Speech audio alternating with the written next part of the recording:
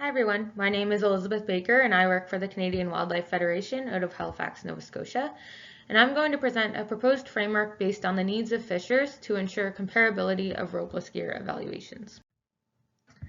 So last year I presented a general outline of a plan for testing ropeless fishing gear throughout Atlantic Canada. To do so, we've been meeting with various fish harvesters to have conversations surrounding ropeless gear, determining what criteria these systems need to meet to be suitable for commercial fisheries, followed by testing with various individuals on their commercial vessels. Throughout this project, we've also been developing a framework around testing ropeless gear that will help to ensure that consistent information is being gathered during trials, which will allow their evaluations to be comparable. And this will give us a stronger indication of the suitability of various ropeless systems for commercial fisheries. So ropeless testing can take many different forms, whether it's gear being thrown over the side of a wharf, being tested in an out-of-season scenario, or in season during real commercial fishing. Several groups have now conducted ropeless testing both in Canada and in the US and presented results at venues such as the Baker2020RopelessConsortium. However, when it comes to comparing experiences and trials, there's often difficulty in evaluating them side by side.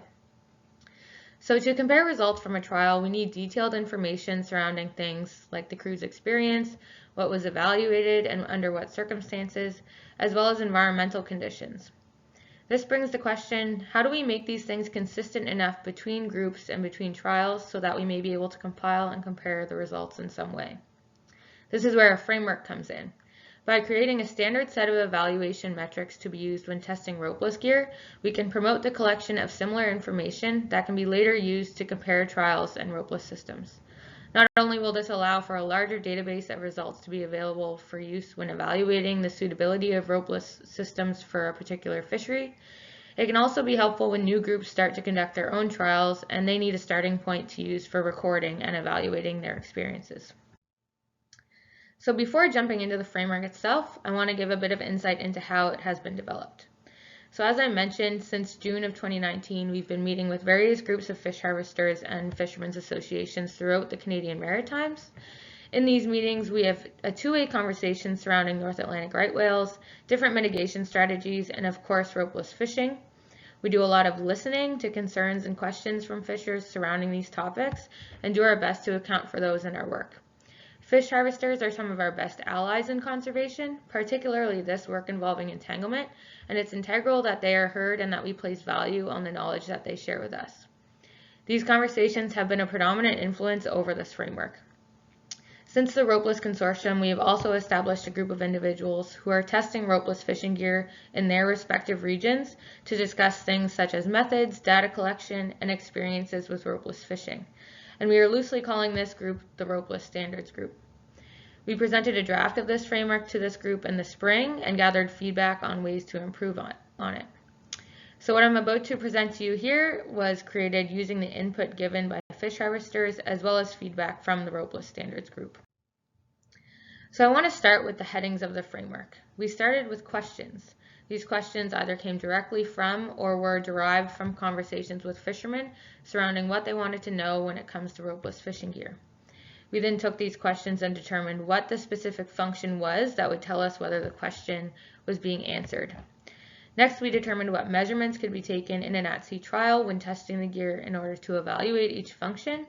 And finally, considerations are additional factors that could influence a measurement and consequently a function that also need to be accounted for. So I'll give a couple of examples to give you an idea of how the framework works. We start with the question, this one being, will other fishers be able to see my gear so that they don't lay over top of it? From there, we determine what function this is requesting. In this case, the detectability of traps, both one's personal traps as well as those of the fishers who are fishing around them.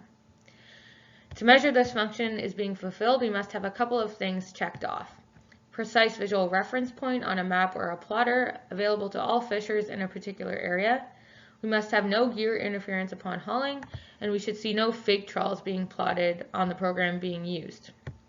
Some of these things are being measured currently in our trials, while others, such as gear interference, requires testing in more of a real fishing scenario. Finally, some things to be considered here include whether cell coverage is required for such a program to function and whether that's available in the area where the ropeless system is being used. In addition, we must remember that gear interference does currently exist in the traditional fishery, and as such, this function should be measured relative to the normal level of interference experienced, for example, due to the drift of gear due to storms or other events. So here's another example, the question of how long does it take to retrieve the ropeless system? The function that we are looking to evaluate here is whether there is a suitable duration between the call and surface of the system. What defines suitable will be the fisher who is using the system.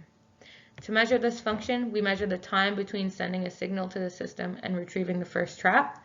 Distance from which the signal can be sent will also be an important measurement here, as it will either speed up or slow down the process of triggering the release in order for the buoy to be at the surface when the vessel arrives. Of course, there are many considerations for this function. The depth of the water being fished. For some systems, the weight of the gear in the catch, as well as the shape of the gear, may have an influence on the rate of ascent, so that is a consideration. As well as the bottom topography can have an impact on how far away you can signal the gear. So these are considerations that must be taken into account, and they also place more of a context around the testing, which can help us when we're comparing different trials down the road. So we took each question and we followed this process through to form a complete framework for evaluating a ropeless fishing system. This framework is not meant to be a data collection tool per se, but rather a starting point from which a functional data sheet can be formed. Describes each question that needs to be answered and each function that needs to be evaluated, thus encouraging the collection of certain data points that can be used to answer those questions. I now want to draw your attention to the function column, and in particular the cells that are shaded in orange. While some functions are required universally across fisheries, such as safety for example, others will differ based on the commercial fishery being evaluated. These are functions that will have different requirements based on what the fishery is or the area that the system is being used in. So let's look at an example of this. The function stays in place once set may have differing requirements based on the fishery.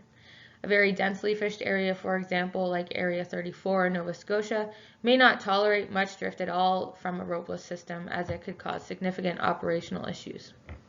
An area that is less densely fished, such as Area 27, a small amount of drift might be okay.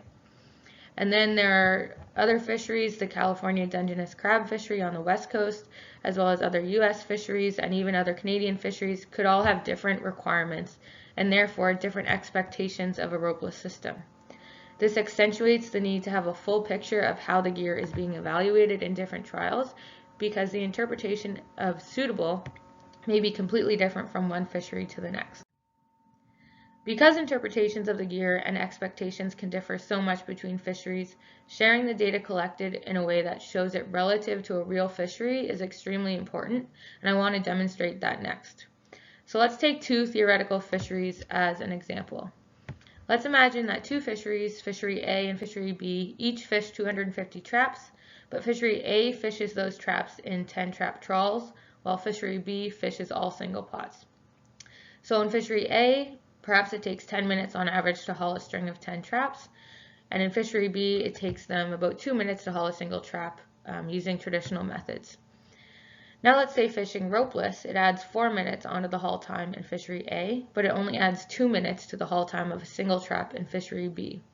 So there's some difference between these two fisheries, and it appears that Fishery A is impacted more negatively by ropeless fishing. Now let's multiply that added time by the effort fished in each area. In this case, 25 hauls of 10 trap trawls in Fishery A and 250 hauls of single pots in Fishery B. Now let's add the time added from ropeless fishing. Only 100 minutes or just over an hour and a half are added to a fisher's day in Fishery A, while in Fishery B, over 8 hours or double the time has been added to their workday. So while this is purely an example, it clearly demonstrates how placing the data into perspective with two differing fisheries can paint a very different picture. In this case, while more time was initially added per haul in Fishery A, ultimately Fishery B is impacted much more overall. This is why, while we have been collecting data in our trials, we need to be very careful on how it is shared in order for it to make sense in a real fishery context. Simply sharing numbers will not be meaningful and could be easily misleading. Accounting for this in our analysis of the data will be our focus over the winter, and we hope to share some results with you next year. So bringing this back to the goal of testing, determining whether a ropeless fishing gear system is suitable for a commercial fishery. What we are doing by testing is collecting the relevant information, in this case measurements and considerations, to provide to fishers who are in need or interested in fishing with ropeless, enabling them to choose a system based on their expectations or needs of the system, which will then function optimally in their commercial fishery. Ultimately, who will determine what is suitable are the fish harvesters themselves. If an area is closed due to the presence of right whales, then the fishers will be those choosing whether or not to fish with these systems in the closed area, or if they will simply move their gear or not fish at all. I was going to present limitations of our trials thus far, but instead I decided to focus on something we feel is a strength. From the beginning, we've been taking this gear on vessels with enough experience to know how to operate the systems, but by no means being experts. If we are to test how these systems work in a real fisheries setting, we believe it's important to troubleshoot our way through it and learn by doing. We do this because this is how fishers will do it. If ropeless is going to be a viable solution, we have to recognize that fishers will seldom have rigorous training prior to using the gear or technical support while at sea. By using the gear in a trial and error fashion, we experience challenges with the fishers as the fishers would in a real context, and this helps us to better understand the problems that will be encountered, the modifications that may be required for different vessel setups, and how to better prepare fishers who will ultimately use this gear to conduct their fishery.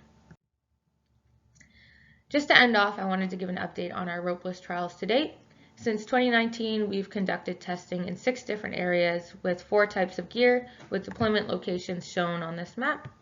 In total, we've completed 33 days at sea with about 150 deployments, and these have included both lobster fishing gear and snow crab fishing gear.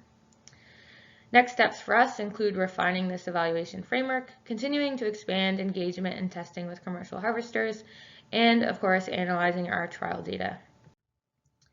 Thank you for listening, and I look forward to your questions and feedback during the panel discussion.